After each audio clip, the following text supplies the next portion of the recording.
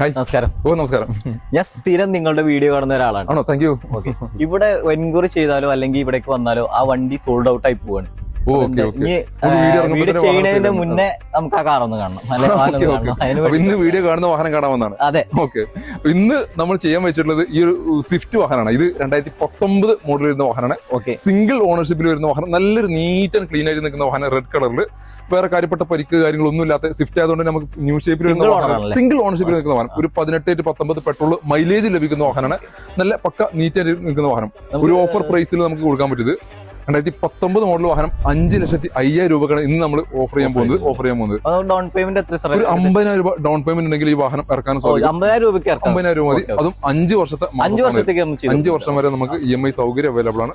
അപ്പൊ സാറിന്റെ പ്രിഫറൻസ് വെച്ച് നമുക്ക് EMI കാര്യങ്ങളെല്ലാം സെറ്റ് ചെയ്യാൻ സാധിക്കും.